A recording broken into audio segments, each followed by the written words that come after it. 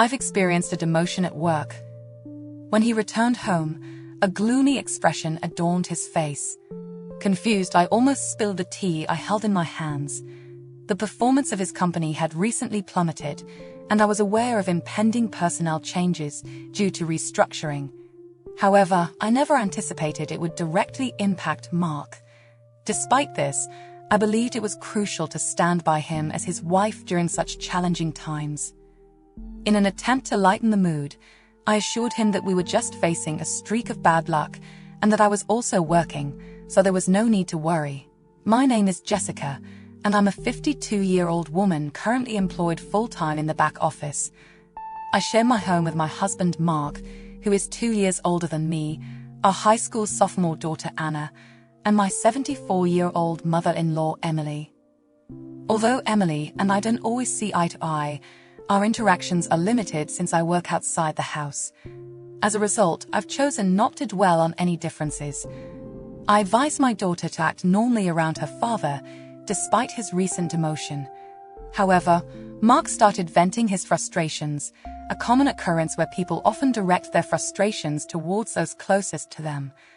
Unfortunately, in this instance, it was directed at me. The following day, during my day off, as I cleaned the hallway, Mark walked by and callously remarked that I had gained weight since our marriage. Stunned, I defended myself, citing my company's health checkup that indicated I was not overweight. Mark dismissed this, criticizing my figure and accusing me of laziness. Hurt and speechless, I stood there as he retreated to his room, calling me ugly. Perplexed by this sudden change, I pinched my own side, realizing that, indeed, I had gained more weight. The shock was so intense that I dropped the magician wiper I was holding, and it clattered loudly to the floor. From that day forward, Mark's attitude towards me grew increasingly harsh. To make matters worse, my mother-in-law, having overheard our argument, decided to intervene. As I ascended the stairs with a laundry basket, intending to hang the clothes, she confronted me at the top, doubling the force of the already challenging situation. She would make comments like, "Oh, how awful. If only you weren't so overweight, we could pass each other on the stairs. I wouldn't have to wait here, because only one person can pass due to your obesity." Additionally, during dinner when I served fried chicken, she'd say, "Isn't this what's making you fat?" and then proceed to remove my plate. She suggested that the three of us who weren't overweight should eat separately. My gynecologist had mentioned that after middle age, one either gains or loses weight, but my mother-in-law was on the thin side, akin to a dried-up tree. Despite her constant petty harassment, I managed to tolerate it because such nuisances had become commonplace. However, what truly pierced my heart was my husband's behavior. Since that incident, Mark stopped talking to me. There were no expressions of gratitude or compliments on the meals I prepared. Even during breakfast, he would silently eat and then get up. He entered and left the bathroom without a word. While we still shared the same bedroom, he would turn his back and immerse himself in his smartphone. The feeling of being treated as if I were invisible became unbearable. One night in the bedroom, I mustered the courage to ask, "Hey, did I do something to deserve being ignored?" His response was disheartening. "Not really, but I just don't want to talk to anyone other than humans," he said. He went on to express, "I don't want to be seen as a family with someone this overweight. If you care about me, lose some weight." I was taken aback by his words. Despite my efforts, which included a 1.2-mile daily commute on foot, he coldly dismissed my attempts to combat age-related weight gain. He said that if the results weren't showing, it was as good as not trying. "Don't talk to me anymore," he declared, and from then on, he truly stopped responding to me. My mother-in-law persisted in teasing me about my weight. Every time meat, fruits, or rice were on the table, she'd question, "Are you allowed to eat that? Are you aware?" Consequently, I found myself restricted to eating only salads and boiled vegetables. Mark observed all of this in silence, merely moving his chopsticks without uttering a word. I felt like my marriage might be nearing its end. In my spare time, I began packing my belongings. If I was going to be treated as a burden by Mark, perhaps it would be better to become invisible. When I shared my thoughts with my daughter and mentioned considering going back to my parents' house, she empathized, having witnessed both her grandma and dad always picking on me during meal times. She offered to go with me, suggesting that we could live at my parents' house and she could still attend high school from there. The demotion that I had known about for a while was set to take effect right after the winter break. Mark, with a forced smile, came over and suggested, "Let's have a drink, everyone, just this once. Starting tomorrow, life without subordinates will begin for me." By this time, I had lost the will to go along with it, finding even his plastered-on smile irritating. During dinner, Mark proposed having a nightcap and making wine spritzers. It seemed like the first time he had spoken to me since the announcement of his demotion. He even offered a wine spritzer for me. However, when he turned away momentarily, I sniffed the drink and detected a familiar smell I had used in cooking before. I couldn't stand being pushed around any longer. Frustrated with my mother-in-law's harassment and being ignored by my husband, I decided it was time to take a stand. The wine spritzer was the final straw. While Mark was fetching camembert cheese from the fridge, I seized the opportunity. Before my mother-in-law and daughter sat down, I switched my drink with the one on the seat to my right, the seat that belonged to Emily. When Mark returned with the cheese, I announced loudly, "Now that we've got the snacks ready, I'll call Anna and mother-in-law. Dinner's ready." They made their way to the dining room, unaware of the switch, and took their seats. It seemed like a regular dinner, but for me, it marked a quiet rebellion against the challenges I had been facing. As we sat down to eat, I focused on the meal, a deviation from the usual meatloaf and cornbread salad. Instead, there was stewed chicken soup, cheese, and wine spritzer. Anna opted for juice. It was time to reclaim some control and enjoy a moment of normalcy amidst the turmoil. Anna was the one who shattered the prevailing silence, while Mark and my mother-in-law remained speechless. Sipping on the wine spritzer Mark had concocted, I noticed his scrutinizing gaze on me. I smiled and remarked, "Yeah, it's good." However, Mark mumbled something under his breath, but I chose to ignore him. I delved into the salad and took another sip of the wine spritzer. Suddenly, a burst of red liquid shot out from my mother-in-law, resembling Godzilla's fiery breath. "Wait, Grandma, what happened?" My daughter stood up, alarmed, and some of the liquid splashed onto her salad. "Did you choke? Are you okay?" Anna grabbed a towel and hurriedly returned, but as she handed the towel to my mother-in-law, who was wiping her mouth, she exclaimed in shock, What is that?" "Grandma, your mouth looks like spicy cod roe." My mother-in-law began to panic. "Hey, you, he put it in my drink," she shrieked, attempting to grab me. Coldly, I brushed her hand away, clarifying, "It wasn't me. Mark made it." Being dismissed for the first time and learning that Mark was behind the pranks seemed to shock my mother-in-law. "What?" she screamed, her lips still covered in sauce, then turned to look at Mark, who was visibly shaken. Leaning towards Mark and exerting some pressure by resting my hand on the table, I accused him, "You thought you could hide it in the wine spritzer, didn't you?" "I could smell it a little because I've used it before. That was a drop of hell, wasn't it? I had bought it at the food fair in Alabama, not as famous as death sauce, but favored for its hint of lime."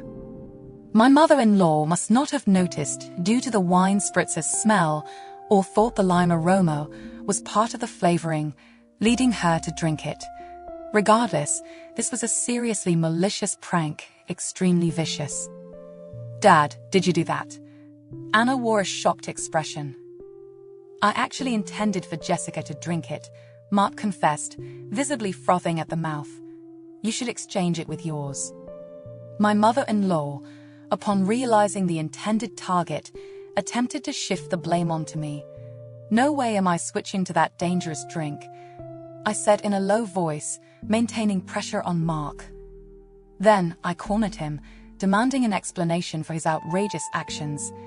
Explain why on earth you thought of doing something so malicious. His response was a feeble attempt to justify, "You were staying chubby, and spicy food boosts metabolism, so I thought I'd make it." That's pathetic.